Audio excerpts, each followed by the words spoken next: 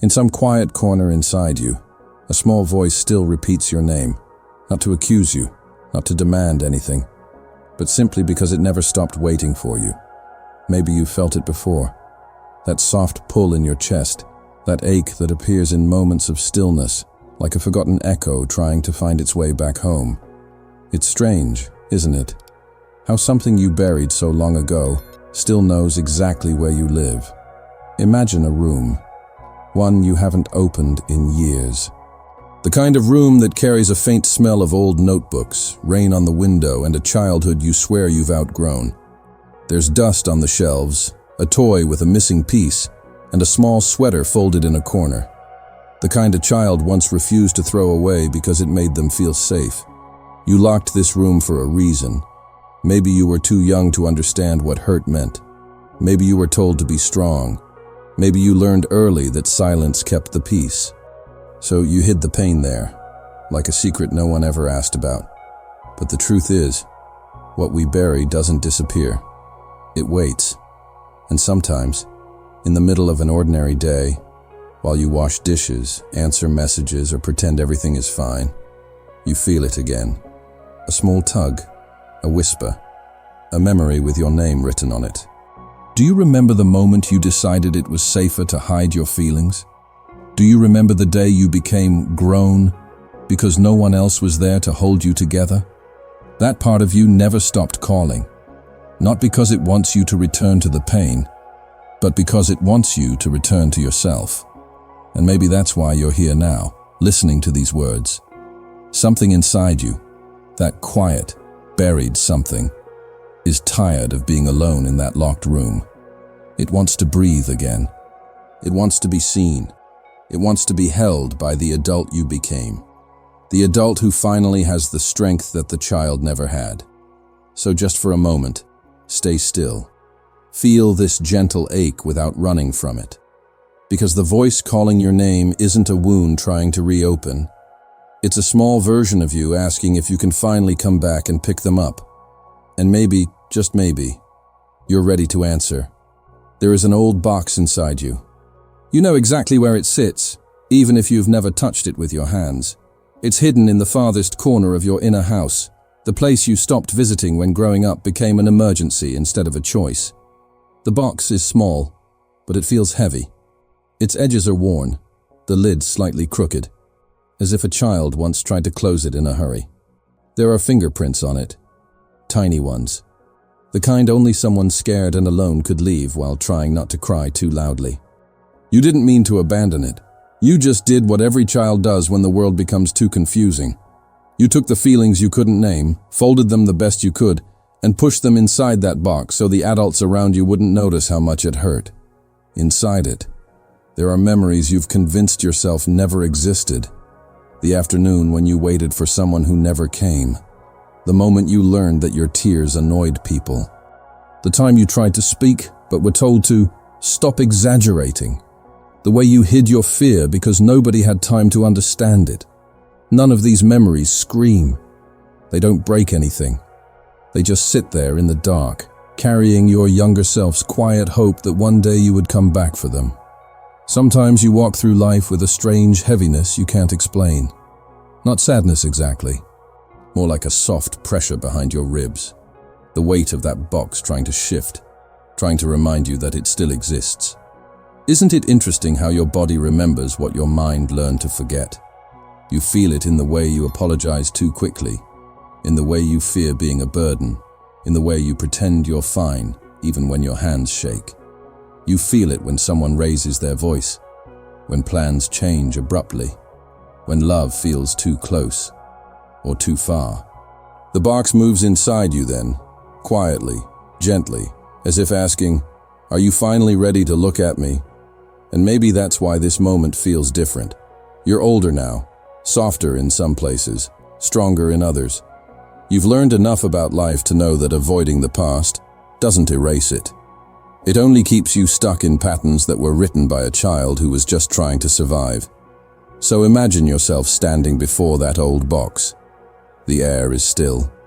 Your hands tremble a little, not from fear, but from the weight of something sacred, the truth of your own story. The box doesn't rush you. It doesn't demand courage. It simply waits. The same way it has waited for years, patient and loyal, holding the pieces of you that never stop needing warmth. And maybe, as you breathe in this moment, you can feel that small, quiet shift inside. The sense that the box isn't dangerous, that it never was. It's just a part of you asking to be held instead of hidden.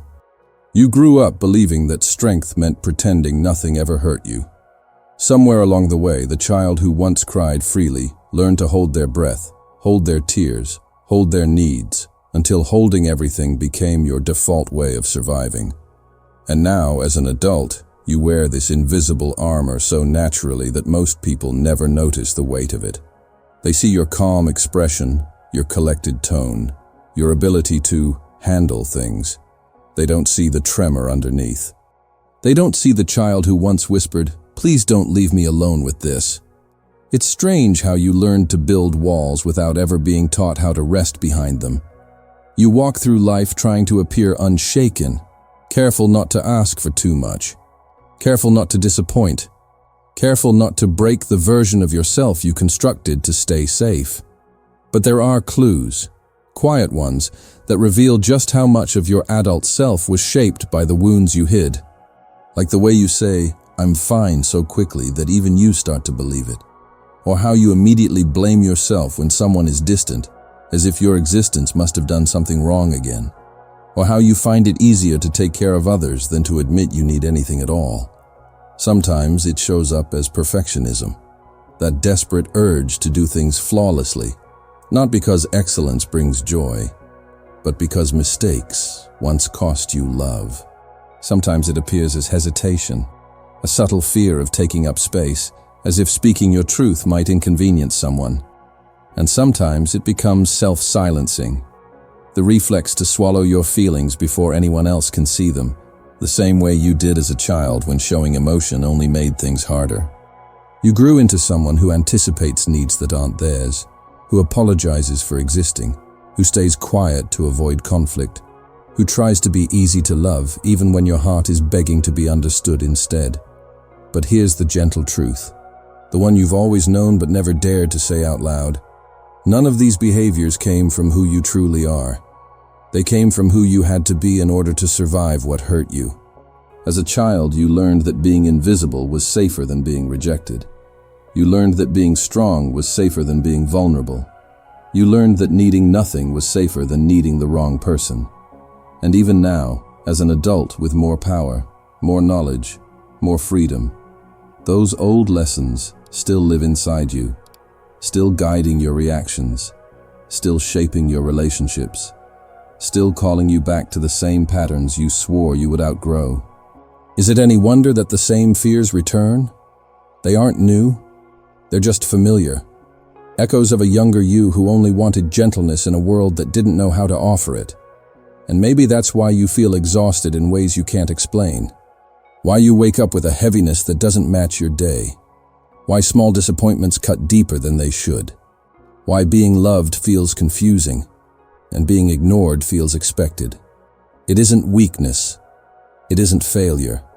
It's the child version of you, still trying to protect you with the tools they had. Silence, withdrawal, perfection, invisibility. But you're not that child anymore. You have voice now. You have choice now. You have the strength that they never had the chance to grow into. Still, you carry them with you. Their fears, their longings, their belief that love must be earned. And every time you shrink yourself to keep the peace, every time you hide your emotions so no one gets uncomfortable, every time you apologize when you've done nothing wrong, you are living from a wound, not from your truth. Yet here you are, listening, breathing, feeling something move inside you. A recognition, maybe, that the adult you've become is tired of performing strength and ready to learn a gentler way of being. Because beneath all the layers, behind the armor, below the habits you never questioned, there is still a small voice calling your name, hoping you finally hear it. There are moments when something inside you tightens without warning. A sudden heaviness in your chest, a quiet trembling under your skin, a familiar sadness you can't quite name. It happens when someone speaks too sharply, or when plans shift unexpectedly, or when you feel ignored, or when love gets close enough to touch the places you still guard. In those moments, it isn't your grown self reacting. It's the small version of you, the one who learned to scan every room for danger, who interpreted every sigh as disappointment, who thought every silence meant they had done something wrong. This child still lives inside your reactions. Not because you failed to heal, but because no one ever taught you how to comfort them. You see, emotional wounds don't shout. They whisper. They speak through tension in your shoulders, overthinking at night, the way you brace for abandonment even in safe relationships, the way you pretend to be okay, so no one sees the parts of you that still ache for gentleness. Sometimes you feel this ache when you try to rest, like your body doesn't know how to relax without apologizing first. Sometimes it shows up when someone offers you kindness, and instead of receiving it, you feel suspicious or unworthy. It's not because you don't want love. It's because love once felt unpredictable, and your body still remembers. There's a heaviness you carry, not just from what happened, but from everything you had to hold alone. The fear of being too much, the terror of being abandoned, the shame of having needs that no one understood, the confusion of being a child with emotions larger than the adults around you could handle. And these old wounds shape your present life in ways you rarely notice. You might chase people who give you crumbs because crumbs once felt like a feast. You might avoid intimacy because closeness once meant chaos. You might over-explain yourself because you were once blamed for things that were never your fault. You might stay silent in moments that matter because you learned that speaking up led to punishment or rejection. You might feel unsafe in calm relationships because peace feels unfamiliar and your body is still waiting for the storm. These patterns aren't flaws. They're survival stories. Each one is the echo of a younger you who did the best they could with the love and tools they had. But the most tender truth is this: the pain you buried didn't stay buried. It became part of your emotional language. It became the map your heart followed even when you tried to take a different path. And maybe you've spent years wondering why you react so strongly to small things, or why you run from people who genuinely care, or why you feel a loneliness that doesn't match your life. It's because that child inside you still believes they're alone, still believes they need to protect you by any means necessary, still believes the world can change without warning. They don't need you to fix them. They don't need you to be perfect. They don't need you to have all the answers. They just need to know you're finally listening. So pause for a moment. Notice the place in your body where the ache lives. Is it in your throat, your stomach, your chest? Wherever it is, that's where your younger self has been hiding, waiting for you to turn toward them instead of away. And maybe for the first time, you can feel the truth rising softly inside you. Your pain was never a weakness. It was a message, a small voice calling your name, hoping one day you would be calm enough, safe enough, gentle enough to hear it. There comes a moment, quiet, almost invisible, when something inside you stops running. A moment when the exhaustion of carrying old wounds becomes heavier than the fear of facing them. And in that stillness, you begin to feel a presence you've ignored for years. It's the child you once were. Not a memory, not a ghost, but a small, trembling someone who has been waiting for you to come back. They stand there with their shoulders slightly hunched, as if bracing for disappointment. Their eyes search your face, unsure if you came to scold them or finally hold them. You notice how tiny their hands look, how tired their expression is, how much they resemble the version of you that learned to survive more than they ever learned to feel safe. For a long time, you kept your distance, not because you didn't care, but because you didn't know how to approach the part of you that still carries the ache. But something is different now. Maybe it's the way your heart softens when you imagine them alone. Maybe it's the way your chest loosens when you realize they never needed fixing, only acknowledgement. Or maybe it's simply time. Time for you to walk toward the pain instead of stepping over it like an old crack in the floor. So you take a breath, slow, careful, and you kneel down in front of that child. At first, they don't move. Trauma taught them not to trust moments that feel too gentle. But your presence is steady. You're not rushing. You're not demanding. You're not pretending you're unhurt. You're just there. Finally there. And something inside them shifts. They look up at you with those familiar wide eyes, the ones that once searched for an adult who didn't show up. And for the first time, they recognize you. Not as a stranger, not as the strong version of yourself, but as the grown-up they needed all along. Your breath catches. Not from sadness, but from the unexpected tenderness of the moment. You reach out a hand, slowly, the way you wish someone had reached for you years ago, and the child hesitates only for a heartbeat before placing their small palm in yours. That single touch feels like a door unlocking. You feel the weight of their fears, their loneliness, their confusion, their longing, all the emotions they carried alone because no one ever taught you both that you deserved softness. And then something happens. Something quiet. Something sacred. You pull them gently into your arms. They melt into you so quickly it breaks your heart a little. As if they had been waiting their whole life for someone to say, without words, "I see you. I'm here now. I'm not going anywhere." You feel their tiny heartbeat against your chest. You feel their breath steadying.